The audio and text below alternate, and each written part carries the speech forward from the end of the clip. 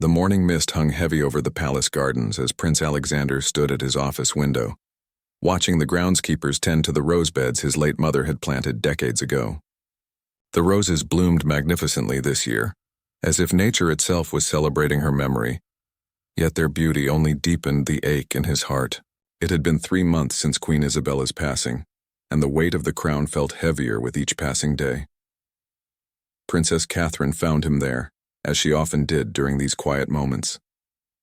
Her gentle footsteps on the marble floor announced her presence before her warm hand touched his shoulder. They had weathered many storms together during their 15 years of marriage, but nothing had prepared them for this profound loss. The Queen had been more than Alexander's mother. She had been Catherine's mentor, confidant, and the grandmother their 3 children adored beyond measure. The royal physician, Dr. Harrison, had warned them that the Queen's condition was deteriorating, but somehow they had all believed she would rally once more, as she had so many times before. Queen Isabella had always been a fighter, leading the kingdom through economic hardships, natural disasters, and political upheavals with unwavering strength. Her final weeks had been spent in the private wing of the palace, surrounded by family, yet maintaining her dignity and grace even as her body grew frail. Alexander remembered their last conversation, when his mother had taken his hand with surprising strength and spoken about the future of the kingdom. She had expressed her complete confidence in his ability to lead, but more importantly, she had spoken about the people they served. The Queen had always believed that true leadership meant feeling the pulse of the nation, understanding the hopes and fears of ordinary citizens, and never losing touch with the human cost of royal decisions. Catherine had been by the Queen's side during her final moments, holding her hand as the sun set over the kingdom she had served for 47 years. The passing had been peaceful, with Alexander, Catherine, and their children present, along with the Queen's closest advisors and dearest friends. Yet peaceful as it was, the loss left a void that seemed impossible to fill. The news of Queen Isabella's death had spread across the kingdom within hours, despite the royal family's attempts to process their grief privately first. Citizens had immediately begun gathering outside the palace gates, leaving flowers, handwritten notes, and small tokens of remembrance. The outpouring of love had been overwhelming, with people traveling from distant provinces to pay their respects to a monarch who had truly earned their devotion. Now, as Alexander and Catherine prepared for the state funeral, they faced the challenge of honoring his mother's memory while beginning their own chapter as the kingdom's new leaders. The funeral would be the largest gathering of world leaders and dignitaries in the kingdom's history, but more importantly, it would be a moment for the entire nation to say goodbye to a beloved queen. Catherine understood that this day would mark not just the end of an era, but the beginning of their own legacy. She had studied Queen Isabella's approach to royal duties, learning how to balance the formal requirements of monarchy with genuine human connection. The late Queen had taught her that royal service was not about maintaining distance from the people, but about being a steady, reassuring presence during both celebrations and sorrows. The palace staff had been working tirelessly to prepare for the ceremony, but Alexander and Catherine insisted on being involved in every detail. They wanted the funeral to reflect Queen Isabella's values: dignity without ostentation, tradition balanced with accessibility, and above all, a celebration of a life dedicated to service. They had decided to include elements that would allow ordinary citizens to participate meaningfully in the farewell. As the day of the funeral approached, Alexander found himself thinking about the conversations he and his mother had shared about leadership during times of national grief. Queen Isabella had often said that a monarch's greatest test came not during moments of triumph, but during periods of collective sorrow, when the people looked to the crown for comfort and stability. The weight of that responsibility now rested on Alexander's shoulders, but he was not carrying it alone. Catherine's strength had become his anchor, and together they were determined to honor his mother's legacy while forging their own path forward. The approaching funeral would be their first major test as the kingdom's new leaders, and they were resolved to meet it with the same grace and dignity that Queen Isabella had demonstrated throughout her remarkable reign. The cathedral bells began tolling at dawn, their solemn rhythm echoing across the capital city as thousands of citizens lined the funeral procession route. Alexander stood in the palace courtyard, adjusting his ceremonial military uniform one final time before the journey that would take his mother to her final resting place. The morning air was crisp, and somewhere in the distance, he could hear the quiet murmur of crowds already gathering along the streets. Catherine appeared beside him, elegant in her black mourning dress, a simple pearl necklace that had belonged to Queen Isabella adorning her neck. Their children, Prince James, Princess Emma, and young Prince Michael, stood solemnly nearby, their faces reflecting a maturity beyond their years. The Queen's death had forced them all to confront the reality of mortality and the weight of royal responsibility earlier than anyone had hoped. The funeral cortege began its slow journey through the capital, with Queen Isabella's casket carried on a horse-drawn carriage that had served the royal family for over a century. Alexander and Catherine walked directly behind the carriage, followed by their children and members of the extended royal family. World leaders, heads of state, and dignitaries from dozens of countries followed in cars, but the immediate family chose to make this final journey on foot, as Queen Isabella had specifically requested. As they progressed through the city streets, the sight that greeted them was both heartbreaking and inspiring. Every sidewalk was packed with citizens who had come to pay their respects, yet the crowds maintained perfect silence as the procession passed.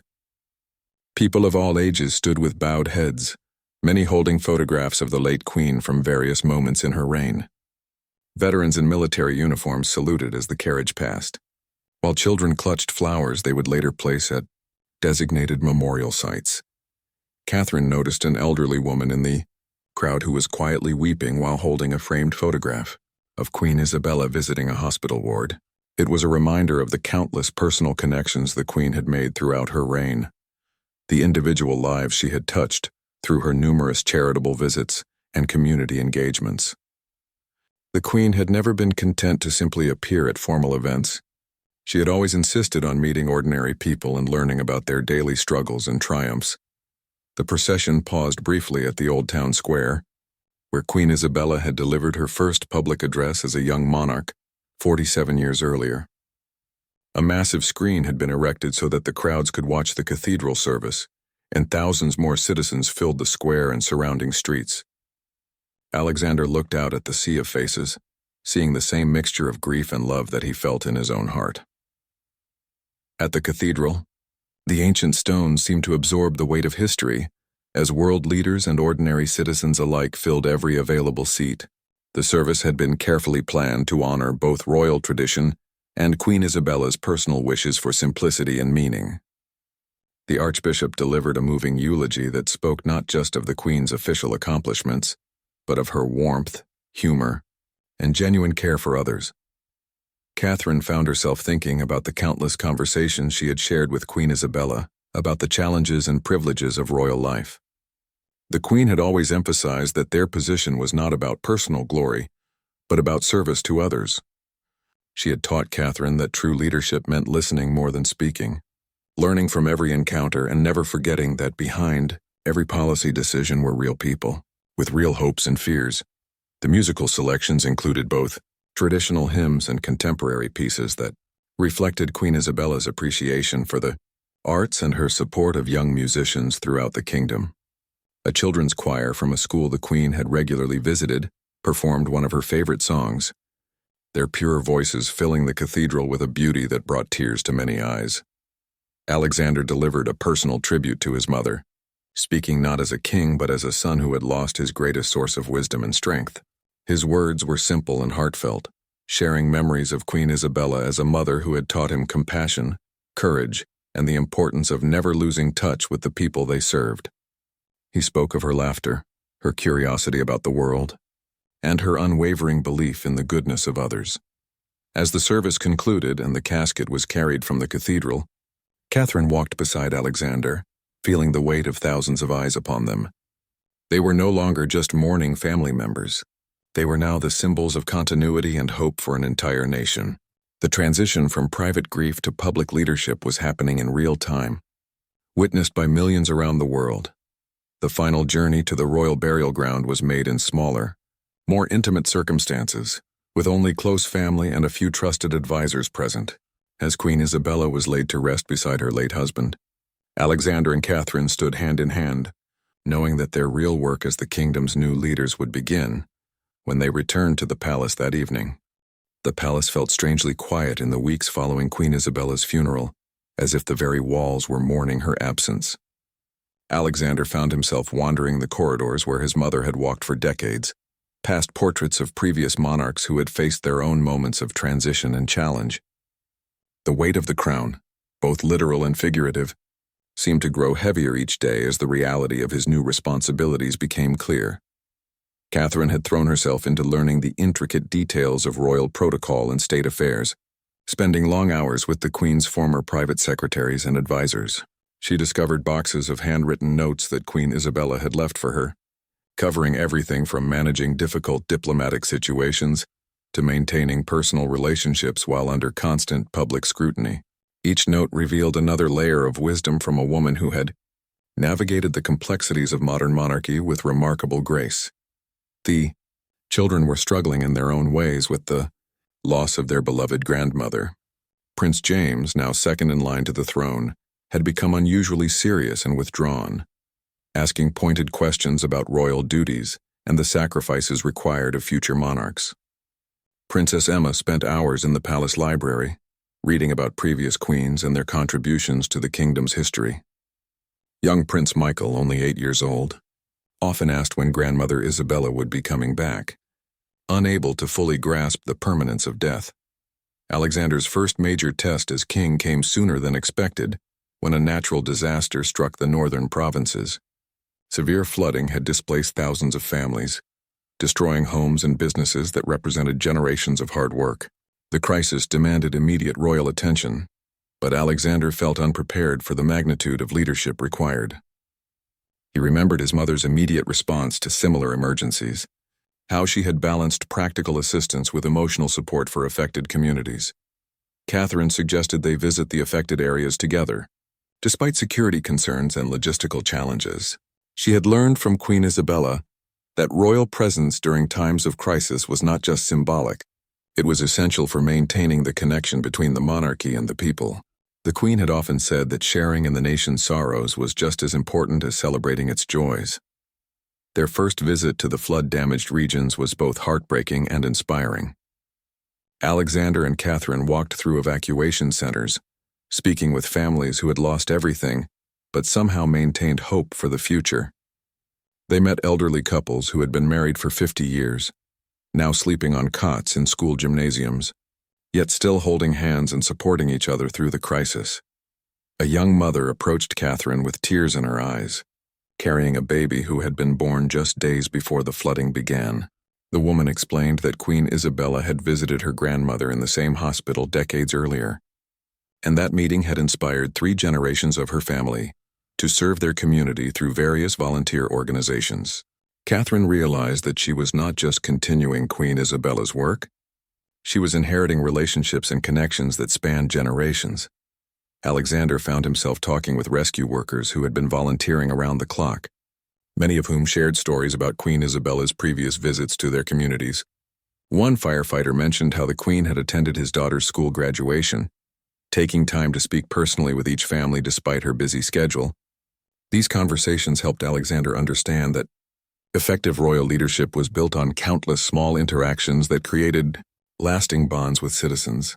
The royal couple decided to extend their visit beyond the original schedule, staying in the region for several days to better understand the scope of the disaster and the community's needs. They slept in the same temporary accommodations as other volunteers, sharing meals and working alongside local officials to coordinate relief efforts. This hands-on approach surprised some protocol experts, but reflected the values Queen Isabella had instilled in them. During quiet moments in the evenings, Alexander and Catherine would walk through the damaged areas, seeing the destruction, but also witnessing the remarkable resilience of the human spirit. Neighbors were helping neighbors, sharing resources and providing comfort to those who had lost the most. Community leaders were working tirelessly to coordinate aid distribution and plan for long-term recovery efforts. Catherine began documenting these stories, planning to share them more widely, to inspire additional support for the recovery efforts. She realized that one of her roles as queen would be to amplify the voices of ordinary citizens doing extraordinary things, helping to build connections between different parts of the kingdom that might otherwise remain isolated from each other. The experience in the flood-damaged regions became a turning point for Alexander and Catherine, as they began to understand their unique position to serve as bridges between different communities and interests within the kingdom. They saw how Queen Isabella's decades of relationship building had created a foundation of trust that they could build upon, but they also recognized the need to develop their own authentic connections with citizens. As they prepared to return to the capital, local community leaders organized a simple farewell gathering. People came despite having lost their homes and possessions, bringing handmade gifts and expressing gratitude for the royal couple's genuine concern and practical support. Alexander and Catherine realized that this was just the beginning of their journey as the kingdom's new leaders, but they felt more confident about their ability to honor Queen Isabella's legacy while forging their own path forward. The anniversary of Queen Isabella's passing approached like a storm on the horizon, bringing with it a complex mixture of emotions for the royal family and the entire kingdom. Alexander found himself both dreading and anticipating the day, knowing it would mark an important milestone in their collective healing, while also reopening wounds that had begun to close.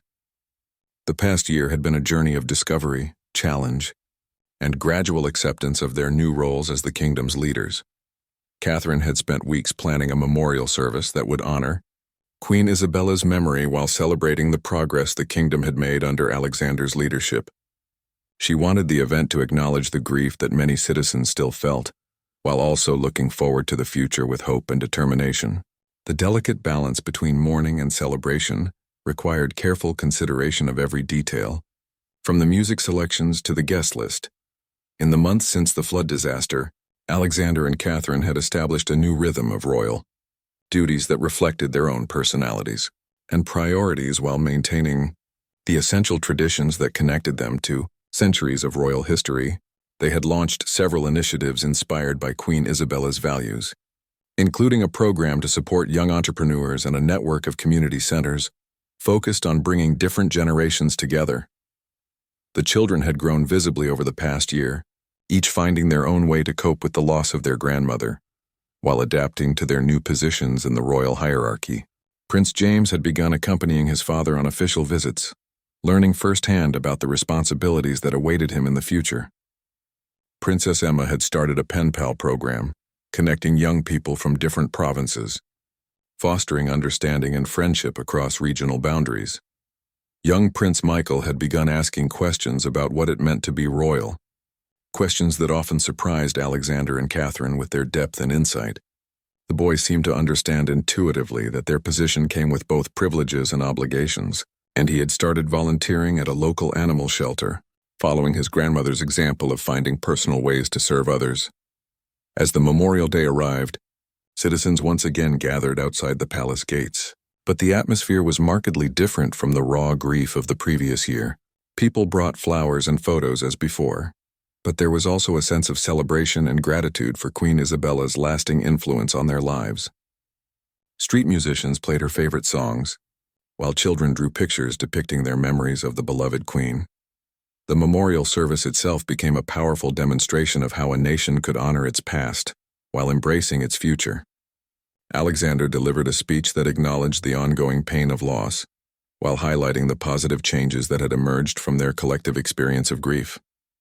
He spoke about the way Queen Isabella's death had brought people together, creating new bonds of community support and mutual understanding. Catherine shared stories about the letters and messages they had received from citizens throughout the year, describing how Queen Isabella's example had inspired people to volunteer in their communities, reach out to lonely neighbors, and find small ways to make their corner of the world a little better. She read excerpts from some of these letters, with permission from the writers, painting a picture of a kingdom where ordinary people were doing extraordinary things in memory of their beloved queen. The service included contributions from various community groups that had been supported by Queen Isabella during her lifetime. A choir of senior citizens performed songs from her era, while a youth orchestra played contemporary pieces that reflected the kingdom's cultural evolution. Representatives from charitable organizations shared brief testimonials about the Queen's ongoing impact on their work serving vulnerable populations, Perhaps the most moving moment came when a video presentation showed scenes from across the kingdom where memorial gardens and community projects had been established in Queen Isabella's honor. From urban neighborhoods to rural villages, people had found creative ways to keep her memory alive while addressing local needs and challenges. The projects ranged from simple flower gardens to sophisticated educational programs, but all reflected the Queen's core belief in the power of community action. After the formal ceremony, Alexander and Catherine hosted a reception that brought together people from all walks of life who had been touched by Queen Isabella's reign. Foreign dignitaries mingled with local volunteers, while children who had never met the Queen played alongside adults who had worked with her for decades. The gathering embodied the inclusive spirit that had defined Queen Isabella's approach to royal service. In the evening, the royal family retreated to the private gardens where Queen Isabella had spent countless hours throughout her life. As they sat together watching the sunset, Alexander reflected on how much they had all grown and changed over the past year. The grief remained, but it had been transformed into something deeper and more purposeful, a commitment to carrying forward the values and vision that had made Queen Isabella such a beloved leader. Catherine noticed that the roses in Queen Isabella's memorial garden were blooming magnificently, just as they had the year before. She took it as a sign that beauty and growth could emerge from even the deepest sorrow, and that their grandmother's influence would continue to flourish in ways both seen and unseen for generations to come. The Memorial Day had become not just a time for remembrance, but a celebration of resilience, community, and the enduring power of love to transcend loss. 2 years after Queen Isabella's passing, the kingdom faced an unexpected crisis that would test everything Alexander and Catherine had learned about leadership, compassion, and bringing people together during difficult times. A serious economic recession had begun affecting families across all social levels, with unemployment rising and many small businesses struggling to survive. The situation demanded the kind of steady, unifying leadership that Queen Isabella had provided during previous national challenges. Alexander found himself drawing deeply on the lessons his mother had taught him about connecting with people during their darkest moments. He remembered her saying that economic hardship was not just about numbers and statistics. It was about real families facing real fears about their ability to provide for their children and maintain their dignity. Queen Isabella had always insisted that royal leadership during economic crises required both practical solutions and emotional support for those who were suffering. Catherine had been working closely with economists, business leaders, and community organizers to understand the full scope of the crisis and identify potential solutions. She discovered that many of the community networks established in Queen Isabella's memory had become informal support systems helping people navigate unemployment, housing challenges, and other hardships. These grassroots organizations were already doing remarkable work, but they needed additional resources and coordination. To maximize their impact, the royal couple decided to launch a comprehensive response that would combine traditional government assistance programs with innovative, community-based initiatives. They called it the Unity Recovery Program, reflecting their belief that the kingdom's strength lay in its ability to come together during challenging times. The program would provide direct financial assistance to struggling families while also creating new opportunities for community service and mutual support. Alexander and Catherine began making unannounced visits to unemployment offices, food banks, and community centers across the kingdom. These visits were not formal royal events with elaborate protocol. Instead, they were genuine attempts to understand what people were experiencing and how royal resources could be most effectively deployed. They spoke with single mothers trying to balance job searches with childcare responsibilities, elderly citizens living on fixed incomes, and young adults struggling to find their first meaningful employment. During one particularly memorable visit to an industrial town that had lost its major employer, Alexander met a group of former factory workers who had started a cooperative business, making furniture from recycled materials. The workers explained how Queen Isabella had visited their town many years earlier, encouraging them to view challenges as opportunities for creativity and innovation. Her words had inspired them to pool their skills and resources, rather than compete with each other for scarce jobs. Catherine was deeply moved by a key conversation with a teacher who had organized an after-school program providing free meals and tutoring for children from struggling families. The teacher mentioned that she had been inspired by Queen Isabella's belief that education was the most powerful tool for breaking cycles of poverty and despair. The program had grown from serving 5 children to supporting over 100 families in the surrounding neighborhoods. These encounters reinforced Alexander and Catherine's conviction that effective leadership during economic crisis required more than government programs and policy changes. It required rebuilding hope and helping people rediscover their own capacity for resilience and mutual support. They began organizing community meetings where successful local initiatives could be shared and replicated in other areas.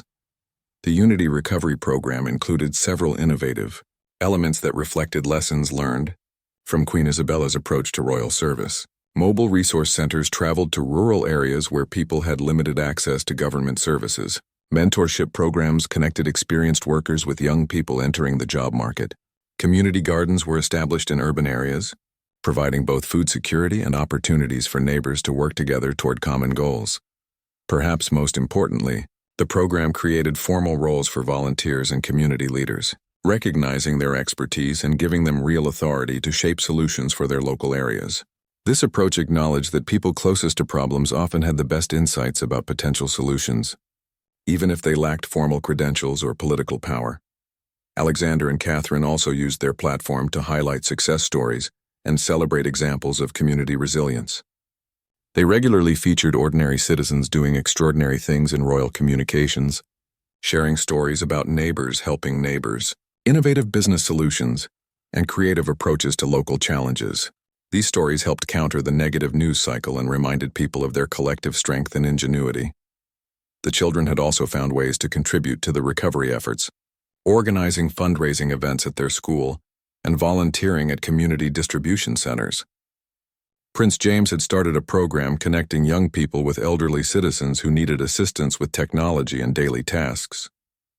Princess Emma had organized art classes for children in shelters and temporary housing situations. Even young Prince Michael had participated by helping to pack food boxes and sort donated clothing.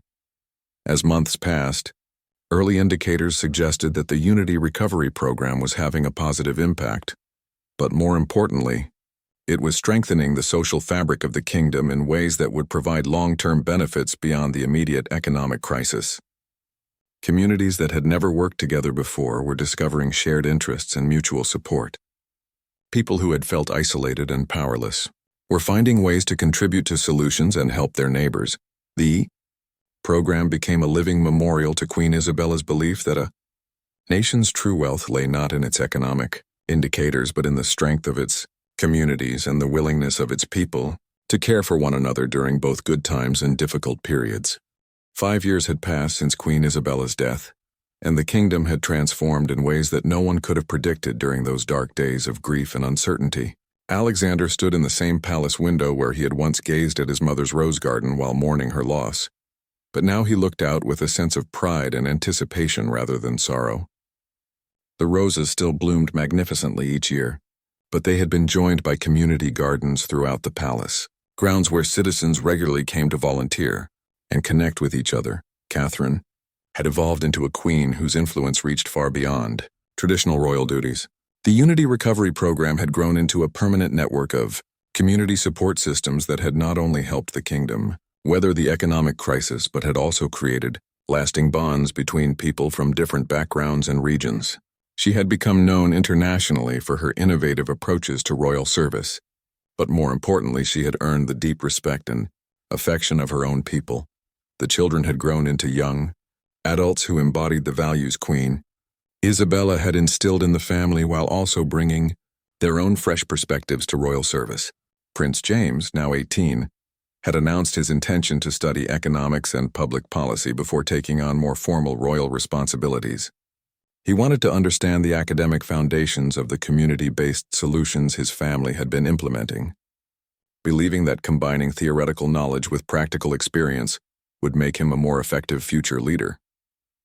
Princess Emma had become passionate about international relations and cultural exchange, organizing programs that brought young people from different countries to the kingdom, while sending local youth abroad to learn about other societies. Her pen pal program had evolved into a sophisticated, cultural exchange network that was strengthening diplomatic relationships while fostering global understanding among the next generation of leaders.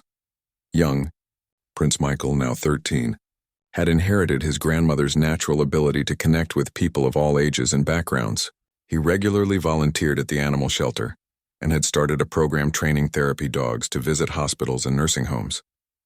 His genuine curiosity about people's lives and his ability to listen without judgment reminded everyone of Queen Isabella's special gift for making each person feel valued and heard. Alexander had found his own authentic voice as a monarch, one that honored his mother's legacy while reflecting his own personality and leadership style. He had become known for his thoughtful approach to complex problems and his ability to bring together people with different viewpoints to find common ground. The economic recovery had been successful, but more importantly, the process had strengthened democratic institutions and civic engagement throughout the kingdom. The 5th anniversary of Queen Isabella's death became a celebration of how far the kingdom had come, rather than a day of mourning for what had been lost. Citizens gathered not just to remember their beloved former queen, but to celebrate the vibrant community spirit that had emerged from their shared experience of grief and recovery. The memorial events included presentations from community groups showcasing their achievements and plans for the future. A new tradition had developed where people shared stories about how Queen Isabella's example had inspired them to make positive changes in their own lives and communities. These testimonials had become some of the most moving moments of the annual memorial, demonstrating how one person's legacy could multiply exponentially through the actions of thousands of others. Catherine had compiled many of these stories into a book that would serve as both a tribute to Queen Isabella and a guide for future generations about the power of community service and civic engagement. The book included practical advice about organizing community initiatives alongside inspiring examples of what ordinary people could accomplish when they worked together toward common goals. The royal family had also established the Queen Isabella Foundation, which provided grants and technical assistance to community organizations throughout the kingdom and internationally. The foundation operated on the principle that the best solutions to local problems often came from local people who understood their unique circumstances and resources. Alexander and Catherine had begun making plans for their own eventual transition to the next generation, but they were confident that the systems and relationships they had built would provide a strong foundation for continued progress. They had learned that effective royal leadership was not about being indispensable, but about empowering others to take ownership of their communities and their futures. As the sun set on the anniversary day, the royal family gathered once again in Queen Isabella's memorial garden. The roses were more beautiful than ever, surrounded by flowering plants contributed by citizens from across the kingdom. Each plant told a story of hope, resilience, and community cooperation that had emerged from the darkest period in recent memory. Alexander reflected on how Queen Isabella's death had initially felt like an ending, but had actually become a beginning for deeper connections between the monarchy and the people they served. The grief that had once seemed overwhelming had been transformed into purposeful action that had strengthened the entire kingdom. Catherine smiled as she watched their children playing with visiting neighborhood children, seeing in their easy friendships the kind of inclusive community that Queen Isabella had always envisioned. The evening ended with a moment of silence for Queen Isabella, followed by applause for the remarkable legacy she had left behind. As the family returned to the palace, they carried with them the certainty that her influence would continue to shape their kingdom for generations to come, not through formal monuments or official ceremonies, but through the countless daily acts of kindness, service, and community building that she had inspired in the hearts of her people.